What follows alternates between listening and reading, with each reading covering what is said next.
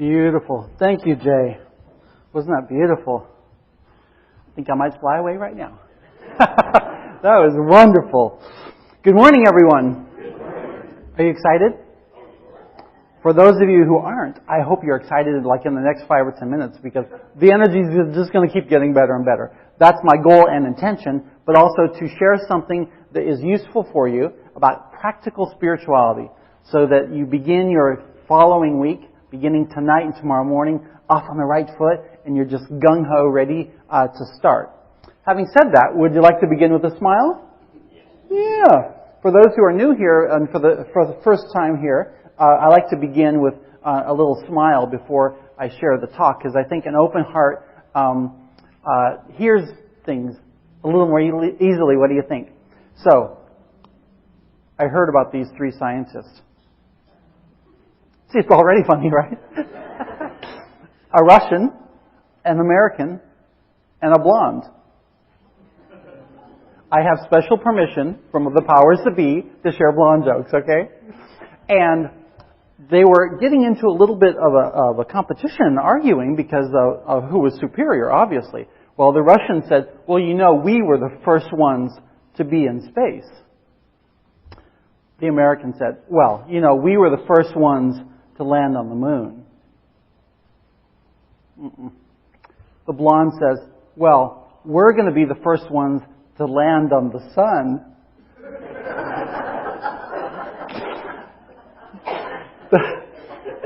The Russian and the American scientists look at each other and they can't help but laugh, and they said to the blonde, they said, well, you know, it's too hot. If you land on the sun, you'll just burn up. The blonde looks at them with all the attitude in the world, says, don't be silly. We're not that stupid. We're going to go at nighttime.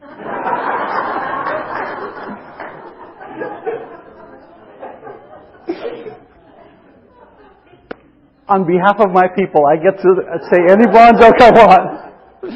Oh, the title of my talk today is called The Miraculous Hammer Story. Do you like surprises? Some of you might have, as you're getting to know me, you know that I like surprises too, especially positive and uplifting ones, surprises that put a smile on my face. And I am firmly, and you've probably heard me here say it, I am a firm believer that whatever infinite God is, you know, if it has the brilliance to make monkeys and comedians, I think it has the brilliance and the wisdom to be able to find ways to put a smile in your life, to put a surprise in your life, that puts a smile on your face and a smile in your heart. It understands how we work emotionally. Doesn't that make sense? I think it's looking for intimate ways to literally come into your experience and find ways to kind of sometimes get around the mind, to get around the seriousness of the stress or the challenges of life, to kind of sidestep that. Because as we know, the logic thinks that we should be very fixed in place, right? Oh, but this problem, and we have all these justifications for why something is so horrible and why it deserves our attention. And I think the universe in its intelligence has the brilliance sometimes to kind of go around the mind, to go around the logic and say, well, let's surprise this being for a moment and let's just put a smile on their face and in their heart, and we'll bring some ancient wisdom to them in a beautiful way that kind of goes around the mind.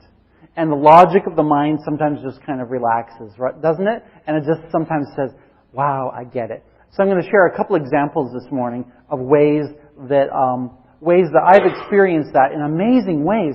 And some of you know that I love the word exciting, and I love the word amazing. I love the word discovering and exploring, because to me it's very thrilling to be part of this process of progressive spiritualism, understanding that our universe is expanding spiritually, and that for those of us who kind of get it, we're hopefully on the leading edge, right?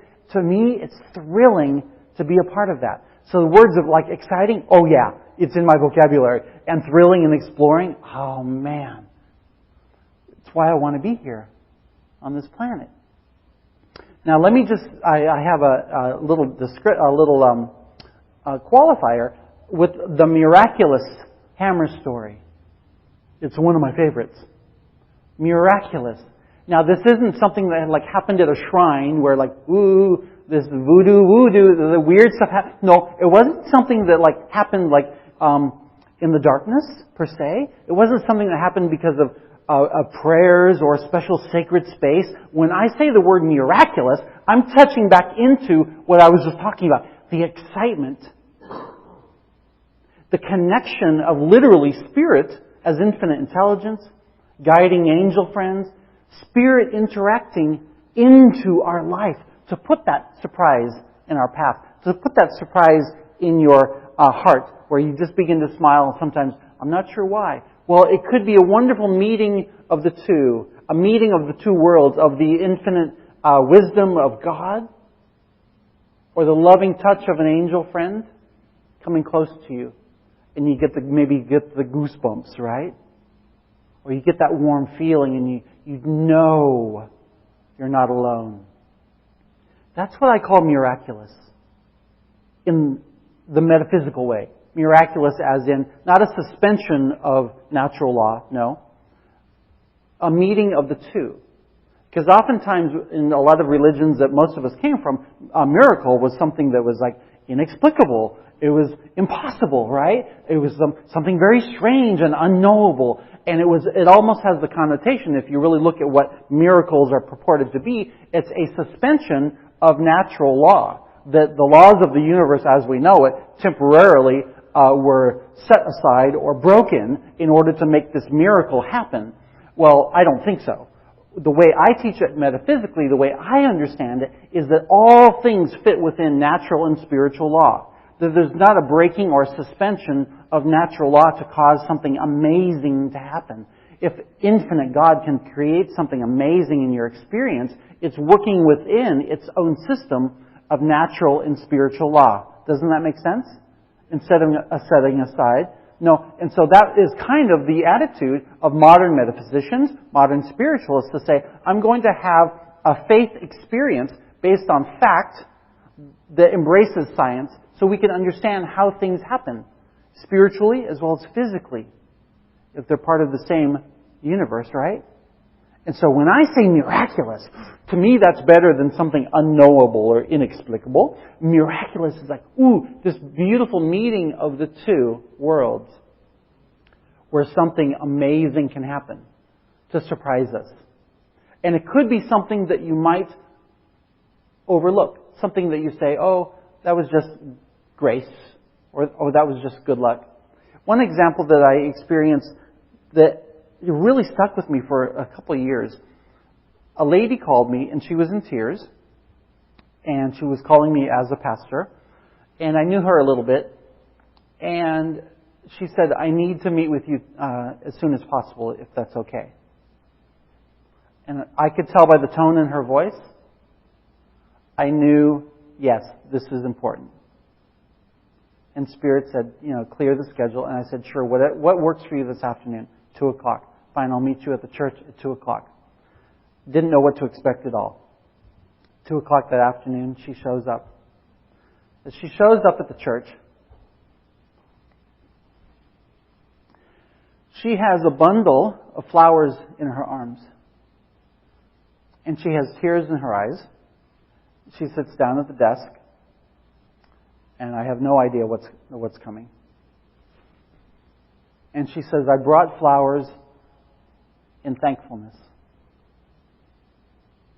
I said, well, the flowers look great. I hear thankfulness, but you seem sad. I see tears.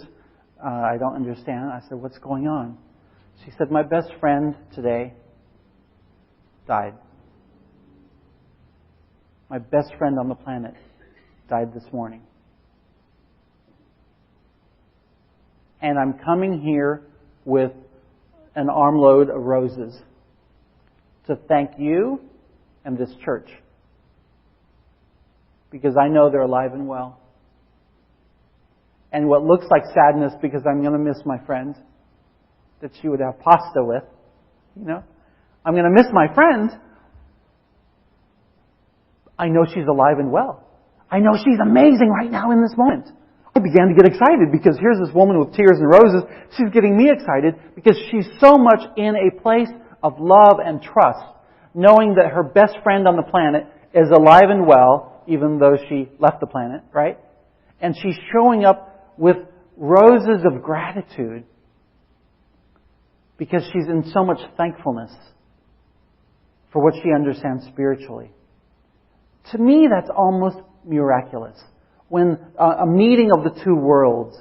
I mean, this lady received something so beautifully that, instead of showing up to rant about something or just be in grief or in shock, here she is. Her first impulse that day is to go and buy a dozen white roses and to call a pastor and to bring these roses. Can you believe that? Wow, what a response from her inner being. Maybe not the human being that's just in shock, right? The human being that gets stressed out. But the inner being of who she was as pure love saying, oh, I have gratitude for what I know. That to me, in that kind of situation, losing the best friend on the planet, but having love and gratitude, that's miraculous to me. I've also experienced it in a number of different ways. And so my famous miraculous hammer story is, I'm going to explain to you in very human, real terms. For those of you who don't know, the backstory of all this that you should understand, and I think I've explained it a couple times, I love tools. My grandfather was a master machinist, and I grew up with a love for tools. And he had a garage with machines. Some of them I didn't even know what they did. All these very amazing machines that would do this and do that and do this and do that. And this was just his hobby at home. When he went to work, he was also a master machinist at work. When he was playing, he had this garage of amazing tools, intricate little things and machines that did all these fantastic things. So I grew up with this penchant for, I just love tools. I just love tools. And I had a couple. And I even had one that he gave me and so my tool collection, when I was in Santa Fe, my tool collection was beginning to grow, but no big whoop, right? And so there I was, and in Santa Fe I was working in a fine art gallery. And how wonderful was this to have mowed lawns outside the gallery, and every day I'd walk across, after parking my car in this beautiful shaded spot, I would walk across the lawn and go to the gallery. Well, one particular week, there was a lot of noise and commotion up on the rooftops of this complex because the roofers had come to replace the roofs. And so every day we'd be in there trying to work, and here's these guys up on the roof making all this noise, and there were ladders all over the place. I'm sure some of you can relate to this, right? And noise all over the place. It's okay, I can handle this. Well, one Friday evening, as I exit the galleries were closing up and the workers had gone for the day. As I'm passing over the lawn to go to my car, where the ladders had been, the ladders of the roofers, there was a beautiful, strong, in great condition hammer. Ooh, that looks nice.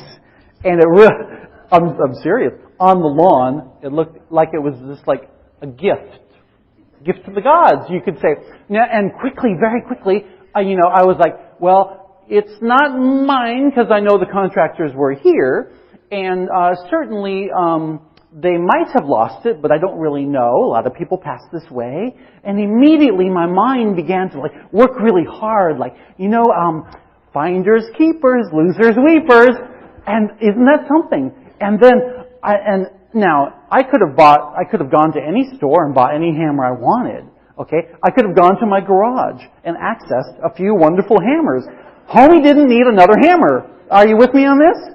Welcome to the human dilemma. If you can understand it, raise your hand. If you can say, I really get it, say, I really get it. Didn't need another hammer. But there it is, beckoning me. Pick me up. Take me home. And then it said, I don't belong to you, but you can take me home. Heard that before? And laugh. Okay, don't. And I looked around and nobody was around. So I thought, okay, there's no witnesses either. This is a good thing. And so there I was. And I thought, well, I scored, right? This is really a good thing. And then I remembered the law. Because isn't the law quite often on your side when you're right? I remembered something about the law. So something in the law, in the back of my mind, in the pettiness of my mind, the law said something like ownership, possession is 9/10 of the law. I reached down and I picked up that hammer and I said, come on home with me, you're mine. And I put it in the back of my car. I put it on the floor. And something called a conscience. And that wasn't defined by the law, the natural physical law the humans came up with. No, there was seemingly a spiritual law. Forgot about that temporarily. In the excitement, and the need, in air quotes, the need for, don't you need another hammer? No. The conscience began to say, whoever the contractor is, he's a hard-working guy. It's their hammer. It doesn't belong to one of the other fine art salespersons in the neighborhood. Just stop it. Ladder, roofers, hammer, Drew, do the math, And I was like, okay. And literally that conscience did not let me sleep that night until I kind of made a deal. Do you ever make deals? When it's just something I've learned personally is if it feels like you're making a deal, you might be cutting the universe a little bit short. You know what I'm saying? This is what happened.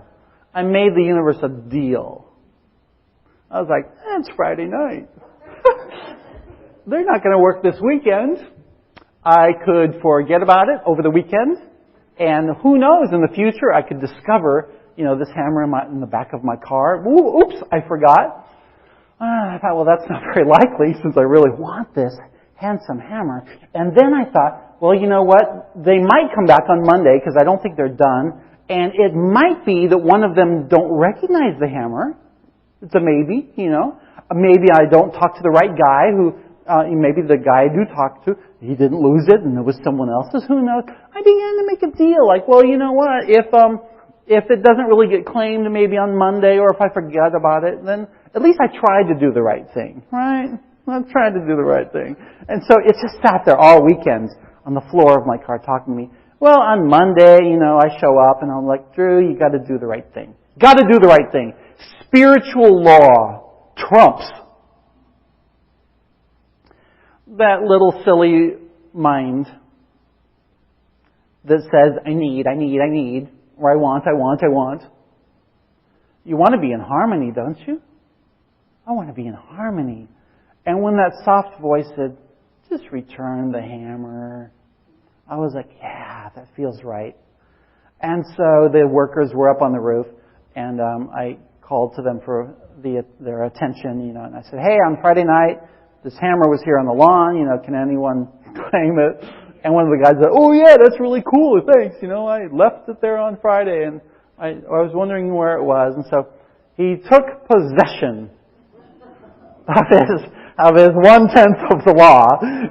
I returned it, and it felt really good, And again, I didn't need one. The money had nothing to do with it. And it was just a lovely return of the hammer. And that was a wonderful moment of growing up, right? Taking responsibility, having the ability to respond to a situation spiritually instead of from the small mindset of a person. As I said, the universe has ways of surprising us. I went about my business, went about my week. Everything was lovely. A few days after that, a woman comes rushing into our gallery. And she says, Drew, you'll never believe what happened. Now, the woman who came rushing into the gallery as though something was wrong in a very sedate and calm Santa Fe, New Mexico, she happened to be the wife of one of our artists, one of our painters. I rarely saw her, just a few times a year, and here she comes rushing into the gallery like something's wrong. And I was like, wow, Donna, you really have my attention. Like, what's wrong? What's wrong? She goes, you'll never believe what happened. It's the weirdest thing. And I was like, tell me, Donna, what could this interesting problem be? She says, well, my husband and I, we were going to the opera one night. I was like, oh, here comes some long story. She said, we went to the opera one night, and we parked our car in the parking lot, and we were all dressed up very elegantly, and she was in heels, appropriate for the opera, and they were going through the dark parking lot to go to the opera house. How lovely what an evening that was, I'm sure, going to be. And she says, and in the dark of the parking lot, I tripped. And I thought, that's strange. There shouldn't be something laying in the parking lot. And in the dark, she reaches down, this petite, elegant, well-dressed woman ready for the opera. She reaches down into the dark to see what it is she tripped on, and she grabs a hold of something that feels slightly familiar. She lifts it up. She holds it in the light.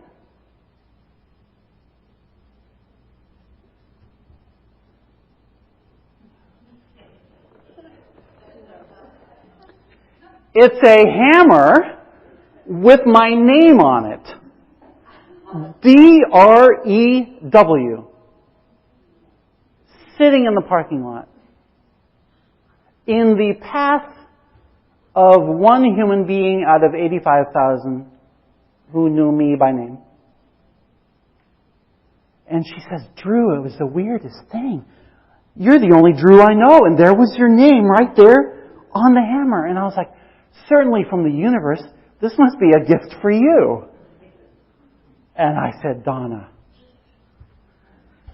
trust me, that's a gift from the universe. My name is spelled correctly. I get it. How personal is that?